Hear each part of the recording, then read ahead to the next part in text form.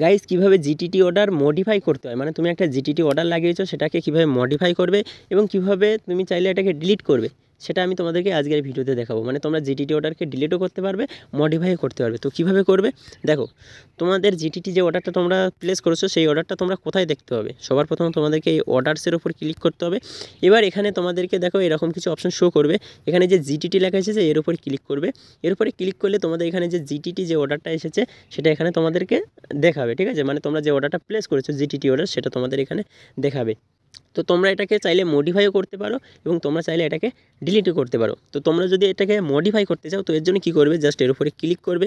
Click করার পরে এখান থেকে মডিফাইয়ের উপরে ক্লিক করবে এবং এখান থেকে তোমরা দেখো স্টপ লস, ঠিক আছে, এখানে কোয়ান্টিটি, এখানে প্রাইস, এখানে টার্গেট সব কিছু চলে এসেছে। তো এগুলো তোমরা চাইলে আবার তোমরা মডিফাই করে আবার এই যে মডিফাই জিটিটি জাস্ট এর উপরে এভাবে ক্লিক করবে, সুইপ করবে, তোমাদের এটা মডিফাই হয়ে যাবে।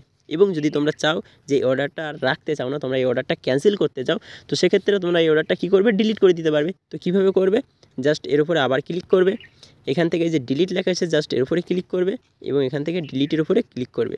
তো দেখো গাইস এই জিটিটি অর্ডারটা আমার ডিলিট হয়ে গেছে। ঠিক এইভাবে তোমাদেরকে এই যে ওপেনে যে অর্ডারটা থাকবে, মানে তোমাদের কী হয়, ইন্টারনেটে অনেক সময় টার্গেট এবং স্টপ লস লাগানো হয়, লাগালে অনেক সময় স্টপ লস হিট হয়ে যায়, টার্গেটটা ঠেকে যায়, ঠিক আছে। সে টার্গেট অর্ডারটা কী হয়, এই যে ওপেনে থেকে যায়। তো এই অর্ডারটা তোমরা চাইলে ক্যান্সেল করতে পারবে। মানে এই অর্ডারটা যদি তোমরা ক্যান্সেল না করে দাও তো সেক্ষেত্রে কী হবে, পুনরায় যখন মার্কেট এখানে আসবে তোমাদের এই অর্ডারটা এক্সিকিউট হয়ে যাবে এবং তোমাদের মানে প্রফিটও হতে পারে বা লসও হতে পারে। তো লস হওয়ার চান্সটা বেশি থাকে। তো এই জন্য কী হয়, এই অর্ডারটা সবসময় তোমাদেরকে ক্যান্সেল করতে হয়। এই যে ওপেনে যে অর্ডারগুলো থাকে এই অর্ডারগুলোকে সবসময় ক্যান্সেল করতে হয়। তো কীভাবে তোমরা এই অর্ডারগুলোকে ক্যান্সেল করবে সেটা আজকের এই ভিডিওতে আমি তোমাদেরকে দেখাবো।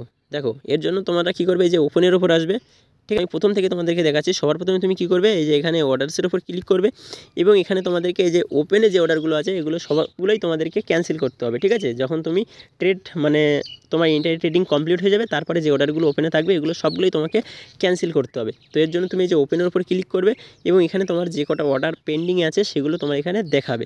তো কী করবে, জাস্ট এর উপরে ক্লিক করবে এবং এখান থেকে এই যে ক্যান্সেল লেখা এসেছে জাস্ট এর উপরে ক্লিক করবে এবং এখান থেকে জাস্ট ইয়েসের ওপর ক্লিক করে দেবে। দেখো এই অর্ডারগুলো ক্যান্সেল হয়ে গেছে। এবং এটা ক্যান্সেল হয়েছে কিনা সেটা তোমরা কোথায় দেখতে হবে, যে এক্সিকিউট লেখা এসেছে জাস্ট এর উপরে ক্লিক করবে, এই দেখো এখানে তোমার এই অর্ডারটা ক্যান্সেল হয়েছে এখানে দেখাচ্ছে, ঠিক আছে। তো গাইজ এইভাবে তোমরা যে কোনো ওপেন অর্ডার এবং যে কোনো জিটিটি অর্ডারকে ক্যান্সেল এবং মডিফাই করতে পারো। তো গাইজ আই হোপ তোমাদের কাছে জিনিসটা ভালো লেগেছে, ভালো লাগলে একটা লাইক করে দাও।